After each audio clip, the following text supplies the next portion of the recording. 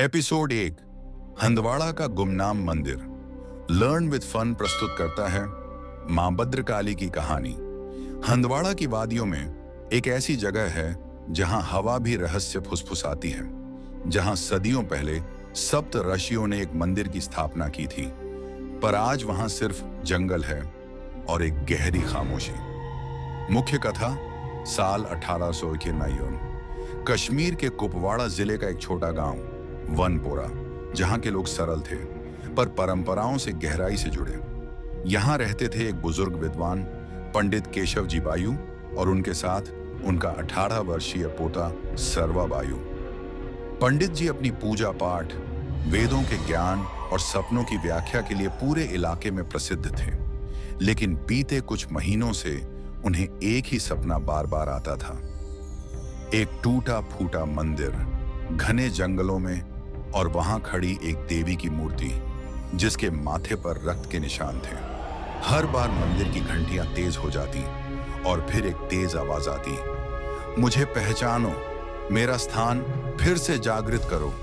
सर्वा, जो अपने दादा के बेहद करीब था, इन सपनों को पहले कल्पना समझता रहा, लेकिन धीरे धीरे पंडित जी की आंखों में बेचैनी दिखने लगी।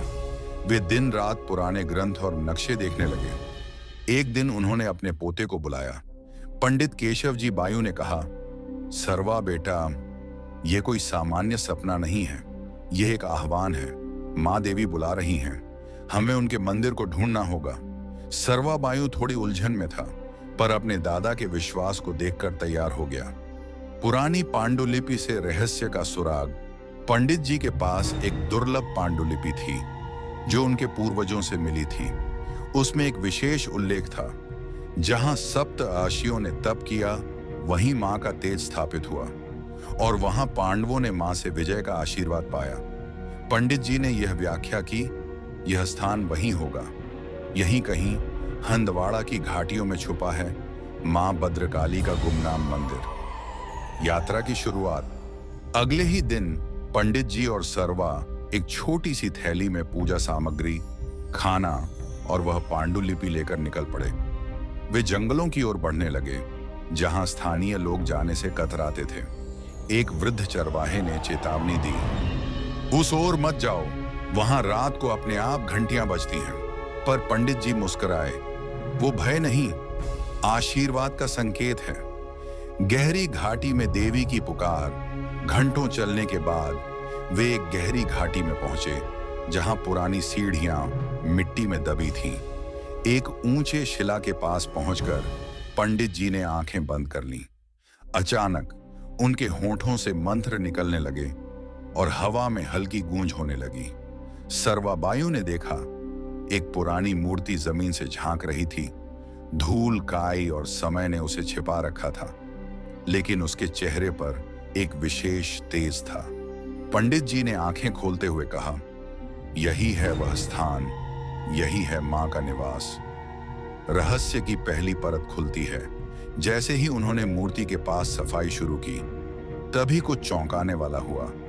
एक घंटी जो बगल में लटकी थी अपने आप हिलने लगी और तेज आवाज में बजने लगी, और फिर मूर्ति के नीचे की मिट्टी से लाल रंग के धब्बे दिखने लगे, जैसे किसी ने वहां बलिदान दिया हो या कोई पुरानी शक्ति फिर से जाग गई हो।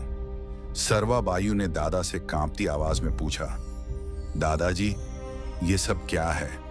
पंडित केशव जी बायू ने गंभीर स्वर में कहा, बेटा, ये सिर्फ मंदिर नहीं, ये शक्ति की जागृति है, और अब ये स्थान फिर से जीवित होने वाला है। जैसे ही वे दोनों मूर्ति के आगे झुके, अचानक पंडित जी के माथे पर वही लाल निशान उभर आया जो उन्होंने वर्षों तक अपने सपने में देखा था। और तभी किसी अदृश्य आवाज में एक वाक्य गूंजा, तुम आ गए हो, समय आ गया है मेरी कथा फिर से कहने का। अगले एपिसोड की झलक। क्या यह मंदिर पांडवों से भी जुड़ा है? सप्त ऋषियों ने यहाँ किस शक्तियों का आह्वान किया था? पंडित केशव जी को यह सपना क्यों आया? और अब कौन सी परीक्षा आने वाली है? जानने के लिए देखते रहिए learn with fun channel. Subscribe कीजिए और जुड़िए मां भद्रकाली की रहस्यमयी यात्रा से।